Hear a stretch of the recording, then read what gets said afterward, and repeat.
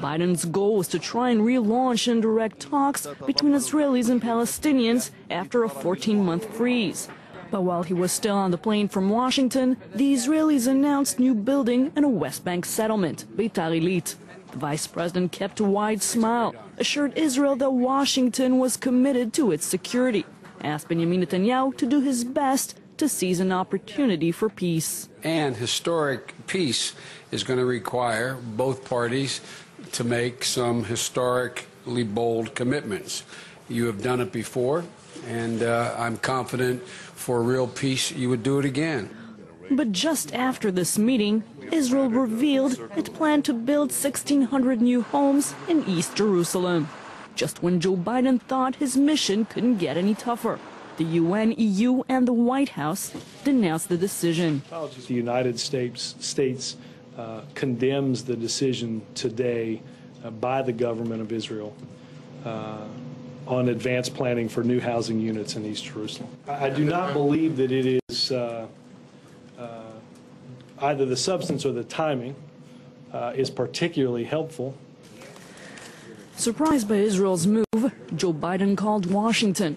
The vice president had to draft a condemnation before joining the Netanyahus for dinner. He was 90 minutes late, officially to shower or cool down.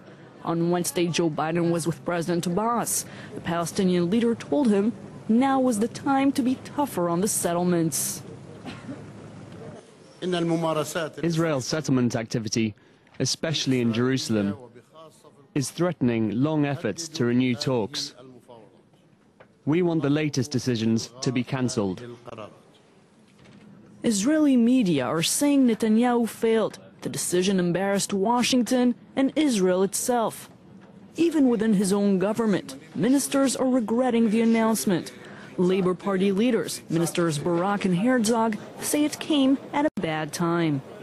It shouldn't have happened, definitely not on the day when the Vice President of the United States, a close friend and ally of Israel, who represents an administration who is the closest administration to Israel, is here. But no Israeli official says the decision was wrong.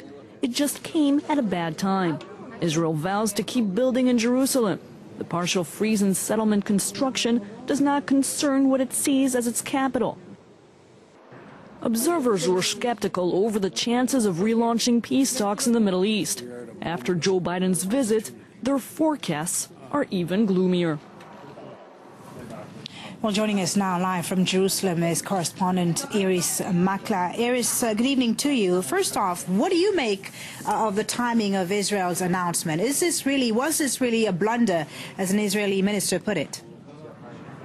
You know, the question that's being asked here is, when does a blunder become a crisis? Because that's the word that's being used. The Prime Minister, Israel's Prime Minister Benjamin Netanyahu, said he didn't know about the decision.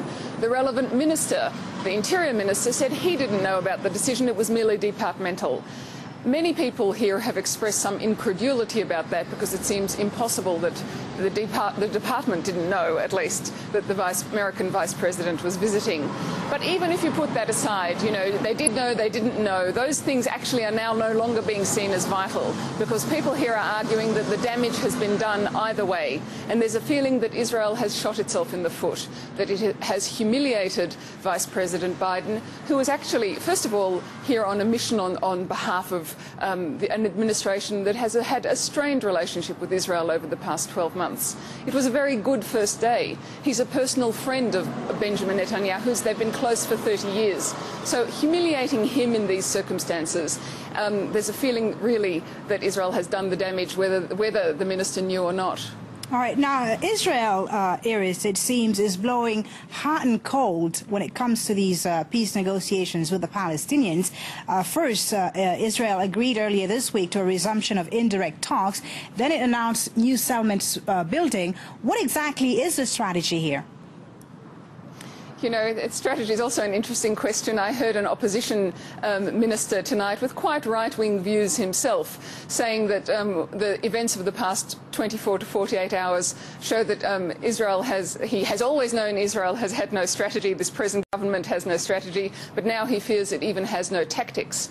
So there is a definite feeling that it might be rudderless, that it's a right-wing government with very right-wing and religious elements fighting a more middle ground agenda. So whatever the Prime Minister might want, there are more right-wing elements in his government who oppose it. So that perhaps might explain part of this blowing hot and cold, as you put it.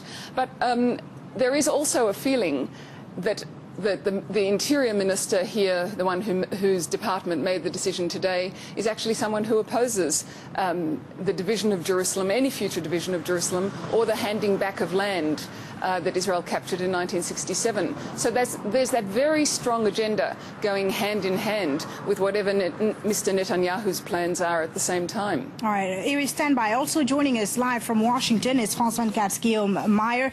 Guillaume, so how's Joe Biden's visit being perceived in D.C.? What are the comments there? Well, basically, the U.S. media is considering that this is a very upsetting announcement for Joe Biden and for the entire American administration. In fact, the condemnation from the White House was unusually strong and fast after the announcement of the new settlements was made. Clearly, the Americans are not pleased. They do not like what they're seeing. And that, for many observers, really does show that working with Benjamin Netanyahu is already hard. But the problem is that even Netanyahu himself has troubles controlling what goes on in his own government, and that is really bad news for the Americans that are trying to build a working relationship with the government they have in Israel. Now, Guillaume, Biden, again, is the highest-ranking Obama administration official to visit the region. Why him exactly, and why now? It almost seems that as if he's the one having to do the dirty work. Well, that's pretty much what he's doing right now. Imagine if Barack Obama or Hillary Clinton were visiting Israel and such an announcement was made about new settlements. The humiliation for either Obama or Clinton would be extremely important. So instead, it's Joe Biden who is over there at this moment. Of course, it's a very bad timing for him. But Joe Biden, after all, it's usually the job of the vice president to take the risks that the president or the secretary of state cannot take politically. So he's doing that job right now. And of course, he will be working on that issue over the next few months, as Barack Obama himself does not want to be dealing with international affairs too much this year. This is election year in the U.S. All right, Guillaume Meyer in Washington, thank you very much indeed for joining us. Iris Makla in Jerusalem, live with us as well for this focus on Mideast peace negotiations. More news coming up very shortly on France 24. Stay with us.